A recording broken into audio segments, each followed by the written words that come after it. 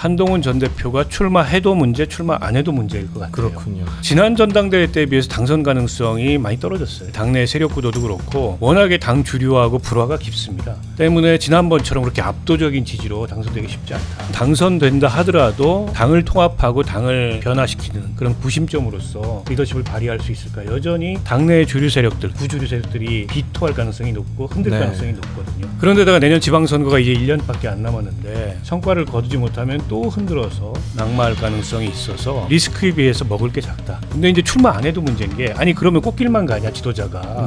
당이 어렵고 큰 쇄신이 필요할 때 나서서 역할은 안 하고 이런 비판이 또 한편에 있을 수 있거든요. 결국 결단은 본인이 하는 겁니다.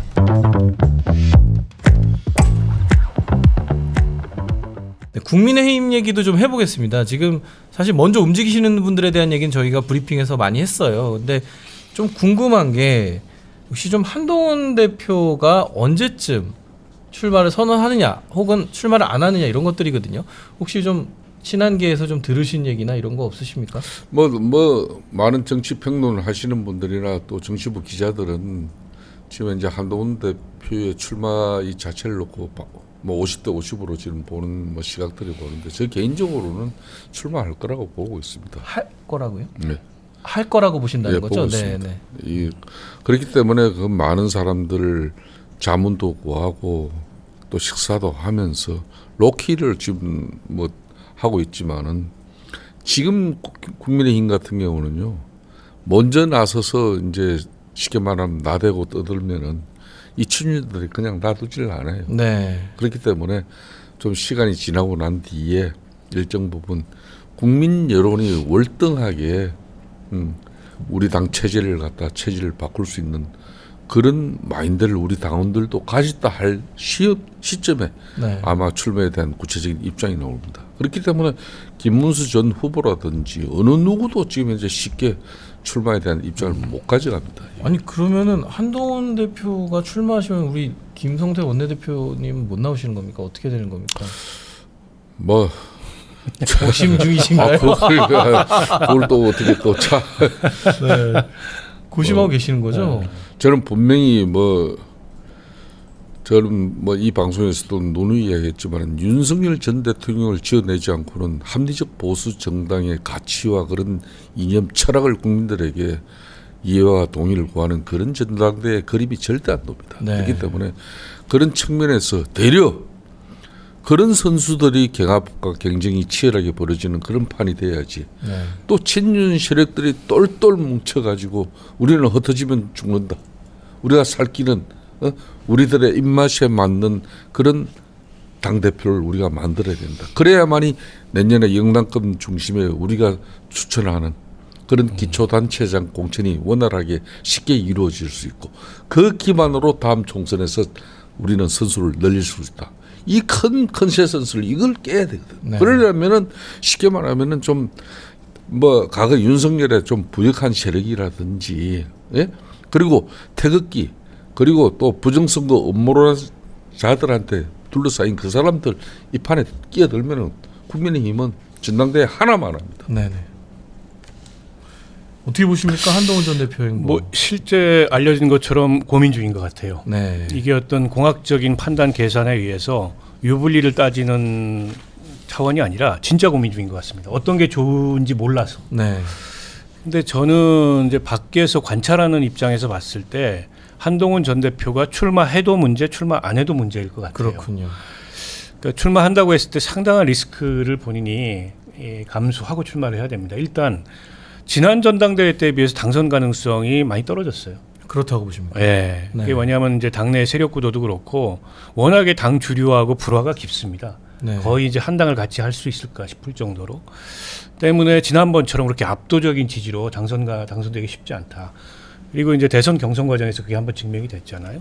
그게 하나의 리스크고 한원 당선된다 하더라도 당을 통합하고 당을 변화시키는 그런 구심점으로서 리더십을 발휘할 수 있을까. 여전히 당내 주류 세력들, 구주류 세력들이 비토할 가능성이 높고 흔들 네. 가능성이 높거든요. 그런데다가 내년 지방선거가 이제 1년밖에 안 남았는데 지방선거의 성과를 거두면 다행이 돼. 성과를 거두지 못하면 또 흔들어서 낙마할 가능성이 있어서 이게 리스크에 비해서 먹을 게 작다. 소위 얘기하자면 뭐 이런 점이 있고요. 근데 이제 출마 안 해도 문제인 게 아니 그러면 꽃길만 가냐 지도자가 네. 당이 어렵고 객관적으로 이게 이제 변화가 필요하고 뭔가 큰 쇄신이 필요할 때 나서서 역할은 안 하고 뭐가 안정되고 이 저 꽃길 깔릴 때 그럼 나서겠다는 거냐 이런 비판이 또 한편에 있을 수 있거든요. 그것도 또 그대로 문제예요. 그래서 결국 결단은 본인이 하는 겁니다. 다만 출마를 만약에 결심하고 나온다고 했을 때 좀 다른 스토리가 필요하다. 다른 스토리. 국민의힘에서 늘 하던 그런 어떤 그 이 얘기들, 네. 너무 뻔한 얘기들, 너무 익숙한 그런 정치적 언어들 말고 정말 이제 보수를 근원부터 어떻게 그 이 재구성할 거냐에 관한 비전이 있어야 돼요. 저는 개인적으로 대한민국 보수 정당이 가장 경쟁력이 있고 정치적으로 성숙하고 철학적 이념적으로도 그 이 두터웠을 때가 YS 정권 때였다고 생각을 합니다. 네. 그때 보면 정말 이제 기라성 같은 그런 그 보수의 이념가들도 있었고 정책가들도 있었고 또 유능한 행정가들, 정치인들이 있었단 말이에요. 근데 그때를 회복해야 돼요. 그게 아니고 박근혜 이후에 망가지기 시작한 이 보수의 연장에서 누가 더 당내 기득권 패권을 갖느냐 이런 경쟁으로는 국민들이 이제 거기 쳐다도 안 봅니다. 그러니까 과연 한동훈 전 대표가 이제 그런 새로운 정치 언어, 과거와 같은 그런 이제 이 철학적으로 깊고 그리고 이념적으로 제가 보기에는 비전이 있고 그리고 정책적으로 경쟁력 있는 그런 보수를 회복할 수 있느냐. 본인 스스로 가슴에 손을 얹고 내 안에 지금 그런 언어가 차오르느냐. 이걸 생각해 봐야 돼요. 그게 없으면 나와도 별로 의미가 없습니다. 네. 그 말씀을 드리고 싶어요. 이거가 좀 궁금합니다. 지금 뭐 한종훈 전 대표 얘기를 많이 했는데 사실 친윤계 쪽에서는 누구를 내세우느냐를 갖고 또 고민이 있어 보입니다. 뭐 김문수 전 후보도 있지만 요즘 안철수 의원 행보를 보면 뭐 거기에 좀 올라타려는 그런 움직임도 보이는 것 같고요. 우리 김 대표님 보셨을 때는 그 친윤 후보는 누가 될까요? 그러니까 이 친윤들의 특성은 말이에요. 네. 자신들은 절대 앞에 서지 않습니다. 네. 그렇지만 그 공고한 자기네들 간의 그 스크럼, 자기들 간의 그 결속력, 그걸로 가지고 꼭 누구를 만들어요. 네. 지금까지 늘 그렇게 했습니다. 네. 그럼 그걸 누구를 만드는가? 그거는 지금까지는 윤석열 전 대통령이 파면되기 전까지는 윤석열 전 대통령의 의중에 따라서 모든 당의 모든 의사결정 운영에 따라서 사람이 결정됐는데 네. 지금 자체적으로 자신들이 판단하려고 하니까 이 사람들이 판단이 잘 안 쓰는 거예요. 판단이 안 선다. 예. 이게 누굴 해야 되는 건지. 즉 그 말은 이걸 말이야 한동훈 하자니 한동훈이 저게 칼자루 잡으면 자신들 다 죽을 것 같고 그러면 그때 가서 이제 한동훈도 지금 고민하는 게 이런 거예요. 자기가 그러면 당이 돼가지고 당권을 잡았던 이 당을 변화시키기 위해서는 많은 이제 희생을 요구를 할 건데 그때 잘못하면은 이게 분당이 될 수가 있어요. 네. 예? 특정 세력들이 또 뛰쳐나가가지고 그럼 그런 부분에 대해서 자기가 어떡하지? 뭐 이런 많은 한동훈 대표의 고민이 있어요. 그렇지만은 지금 현재 친윤들 과거의 이 선수들은 지금 현재 김문수 지금 현재 전 후보 같은 경우도 이거 자신들하고 그 철석같이 한덕수 후보하고의 후보 막판 단일화 이런 낼 것이라는데 이 사람도 어느 날 확 달라지니까 자기네들 감당 안 되더라. 그렇죠. 지금 일이 돼 있죠. 한동훈은 아까 좀 전에 이야기했죠. 뭐 그러면 이제 남은 사람이 안철수 뭐 나경원 이런 정도인데 네. 안철수 후보 역시 만만치 않아요. 네. 지금까지 뭐 모든 뭐 이당 저당 여러 정치 행보를 보면은 자기네들 그렇게 쉽게 판단될 대상이 안 되고 있어요. 나경원 지금 뭐 후보 같은 경우 나경원 같은 경우는 같이 하면 또 금방 또 지들끼리 또 모여가지고 이 가능성이 없으신다는 걸 자기들도 알아요. 밀어가지고. 그러니까 지금 고민이 되는 건데 이런 겁니다.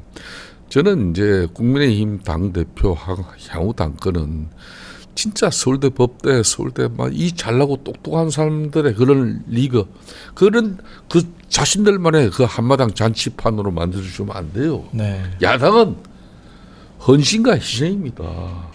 그 헌신과 희생 속에서 당을 자정 변화시키면서 국민적 신뢰를 회복해가지고 정부를 견제하고 또 거대 입법 권력 여대야서 정부에서 국회에서 올바른 또 야당으로서 역할이 이루어져야 이게 이재명 정부도 겁을 내고 또 민주당도 일방 독주를 하지 않게 되는 건데 헌신과 희생하겠다는 사람 난 대체적으로 보면요 서울대 법대 뭐 이런 친구들 나 그 사람들 무시하는 게 아니라 이런 사람들은 헌신과 희생 잘 안 해요 또.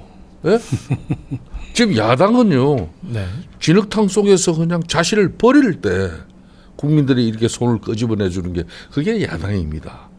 근데 이 사람들은요 다 온실 속의 하처로 대체로 좋은 부모 만나서 좋은 교육 받고 전문성은 확보되어 있는 사례지만은 진짜 세상 물적 서민들 먹고 사는 문제 노동자들의 애환과 고충 아픔 이거 모릅니다.